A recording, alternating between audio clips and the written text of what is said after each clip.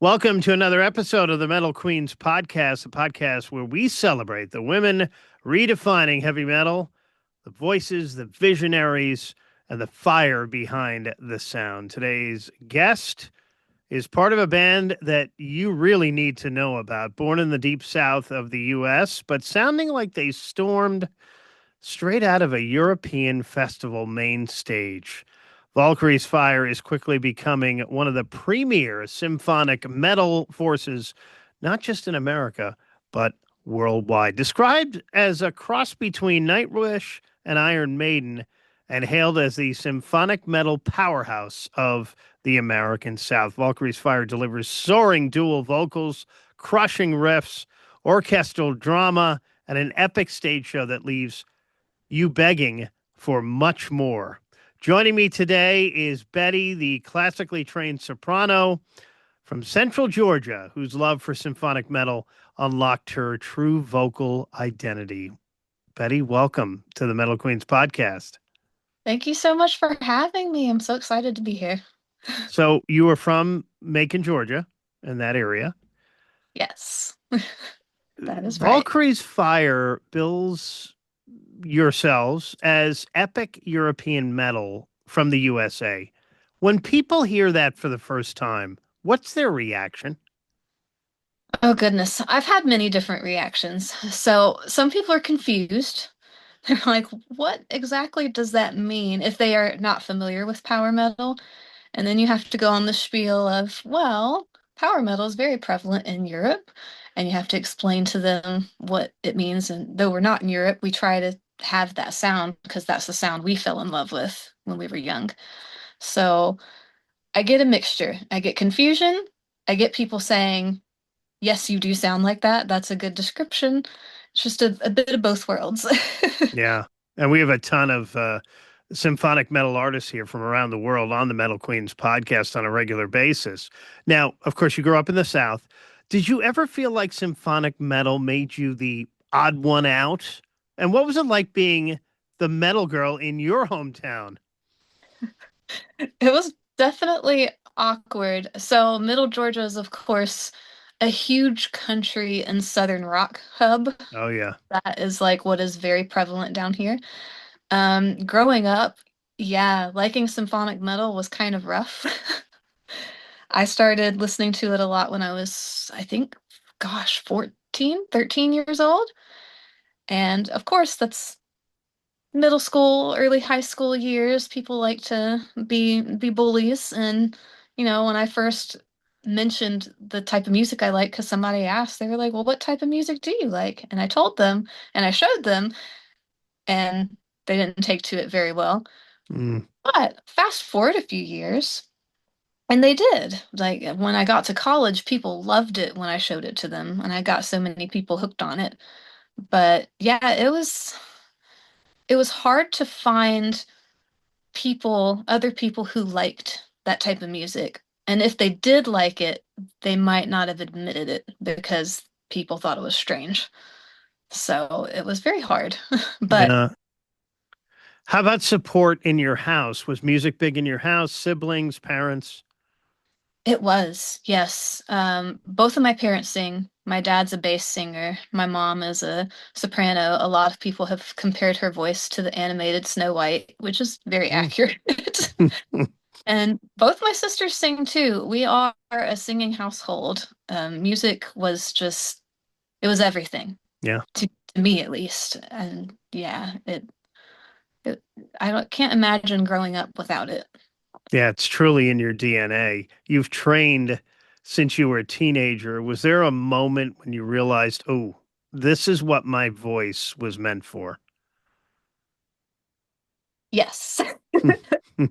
I So I first heard Nightwish. That was my introduction to symphonic metal, like many people's introduction. And from there, I just started singing along to the songs, and it just felt so right and so beautiful. And I was like, I've been in choir and I enjoy singing choir, but I feel like this is where I'm supposed to be. This just feels right. And then I listened to After Forever, which had Floor Jansen in, who's now in Nightwish. Yeah. And when I started singing her stuff, it just clicked with me. I was like, I can do both. I can sing classically, more operatically, but I also want to do the belts. I want to thrive in that area, and it just clicked. It all came together. Probably when I was actually in my 20s was when that finally clicked with me. I was like, yeah, I think that's what I need to be singing, and that might be the only way I can sing at my full capacity, if that makes sense. Yeah. And Betty, how did you come together with these guys in Valkyrie's Fire? So I finally bit the bullet and I was like, okay, I can't find a band around me. I'm going to put a profile on the site called Bandmix. And so I did that. And Dave, who is the bassist and the founding member, he contacted me through Bandmix. And at first I was like, is this a scam? They're in Nashville, a power metal band in Nashville. We'll see what's going on. And yeah, he sent me everything, already had everything official. And I was like, okay, this is a legit band. Maybe I should jump on it. The drive to Nashville won't be too bad. And yeah, so that's how it happened for me, just through band mix. Mm. Valkyrie's Fire is known for the dual power vocals. Do you two ever argue about harmonies or arrangements, or is it cohesive? It's been pretty cohesive, which I'm not used to. I'm used to Mm. group projects, somebody's being you know, uh, tough to work with. But no, me and Adam work very well together. I feel like we feel comfortable enough to tell somebody or tell each other, I don't like that. Maybe try something else. Or yeah, we just feel comfortable. Or at least I do. I know I do. He he's very, very easy to work with. Betty, Charja, Floor, Sharon, those are towering, huge influences for you. Do you ever feel intimidated stepping into that lineage in this genre? Yes. Because people love to compare, and that's scary because they are monumental. And I could never say that I would ever be better than any of them. I would love to be on the same playing ground as Mm. them. That'd be fantastic. What was the first symphonic metal song that gave you chills? Ooh. It's probably the first symphonic metal song that I heard, which was actually Planet Hell from Nightwish. That was the first symphonic metal song I heard, and the second I heard Taria's vocals come in, I was like, "Oh my God, what is that?" That is amazing. I've never thought about that kind of vocal with metal because I listened to metal before, of course, but not that. That was amazing, and it instant chills all throughout my body. Like it, yeah. Let's talk about the stage and live shows. You're known for epic live shows. What happens internally before you step on the stage? Internally, it is a battlefield of nerves and excitement at the same time. I kind of have to have like a moment before we get on stage. We actually typically have like an opening number where the vocalists are off to the side. And that's where I just try to take my breaths to compose myself because I'm super excited and just want to get up there and perform. But then at the same time, I'm like, oh, don't mess up, don't mess up, don't mess up. So Yeah. I think almost every vocalist has some kind of ritual before they get on stage that's personal to them and helps them cope. Mine's kind of funny. Um, when I was in college, my vocal coach, before my recital, she told me to do this weird, embarrassing chicken dance in front of her. And I was like, I don't want to do that. And she said, you have to. I will fail you if you don't do it. And I was like, okay, I'll do it. And so I did it. And then she said, that's the most embarrassing thing you'll do. So you'll perform great. And I was like, oh, and it worked actually. So now I think about that and I'm like, that's the most embarrassing thing I have done. So there's nothing I can do that's more embarrassing on stage. And look who has joined us here on the Metal Queens podcast, the newest member Yeah. of Valkyrie's Fire, Salem. Welcome. Thank you. I'm so sorry I'm running late. You're fine. And you have a guest. Who's the guest I here? do. This is Ginger, the Ginger, Valkyrie's puppy. the Valkyrie's puppy. All right. All right. So Salem, you're the newest member. You joined what back in August of last year. You Yes. discovered the band at Rockin' Pod Mhm. 2025, and then literally you moved to Nashville. That's a bold, life-altering decision. Yes. Friends and family say about that? A lot of them aren't surprised actually. It was more like what took you so long? Um, because music has been my life, and I guess it kind of makes sense that I ended up out here. Um, Definitely it happened really fast though. I had no intention of moving out here until I went to the Rock and Pod Fest and I just fell in love. So I was like, you know what? I'm gonna make it happen. Yeah, Salem is a classically trained cellist, composer, multi-instrumentalist who moved, as I mentioned, to Nashville after discovering the band and now helps fuel their orchestral fire. What does it feel like, Betty and Salem, when the crowd sings the lyrics back to you? It's shocking. Mm. I remember when it first happened, it was just one guy and he knew all the words and I was like, who is this man and how does he know all the words to our songs? We're nobody yet. We've barely been doing this and he's just into it yeah, it's unreal.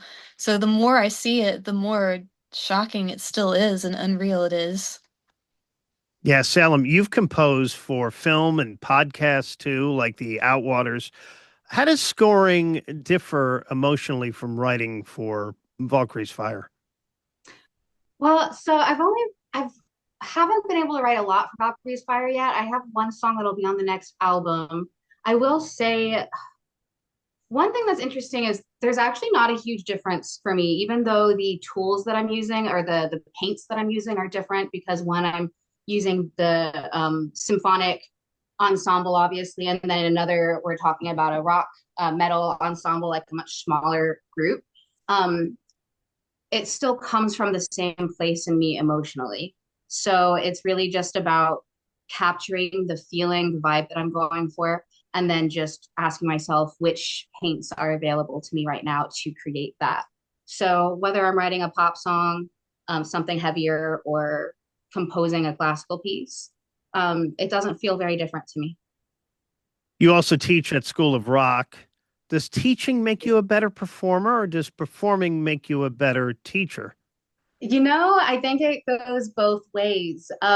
Teaching definitely can make you a better performer well, obviously you have to learn how to present yourself in a way that's both entertaining and clear. But also breaking it down in a way that helps other people understand it, obviously deepens your own understanding of it. And then performance helps your teaching because you actually get the experience that your students are looking for, of course. So they feed each other. All right, let's talk about new music. Betty, I know you guys are working on a new album. Yes. When can we expect that this year? And talk about a couple of the songs. Betty, pick one and talk about that, and Salem, pick one, maybe the one you wrote, and talk about that one. So the album, I don't know if I could say the exact release date just yet, but well, it will be September. I will say All right, the that. month. Good. Yeah. Yes. So, as far as song, oh goodness, I actually one of my favorites, we actually already performed live, so it's good that I can say it anyway. But one of Mm. my favorites is Skylark. We've performed it at quite a few of our live shows, and it's just very fun because the way the vocals, me and Adam, bounce off of each other, a lot of times we're not singing the exact same words. We're like a lot of times I'm floating above him or he's floating above me. It's just a very fun song, and I can really stretch into my soprano realm too, which is super, super fun to do. But yeah, I think that's a good one. It's a happy one too. Mm. Salem? So for me, the song that I wrote, it's called Dark Moon. And it's one that I wrote a couple years ago, actually, not originally for the metal ensemble, so Joey and I have been co-writing that. But I wrote it after a really bad breakup. And again, I was talking about writing from that place of like vibe and emotion. And for me, the whole point of that song is just to capture that heart-wrenching loneliness. Mhm. And I feel that this ensemble really contributes well to that. It creates that really intense, um, raw vulnerability that I'm looking for. It's a really cool song. Thank you. All right, so the album in September. Let's talk about touring here. I know you've got a date coming up in Nashville and some other dates too, right in March.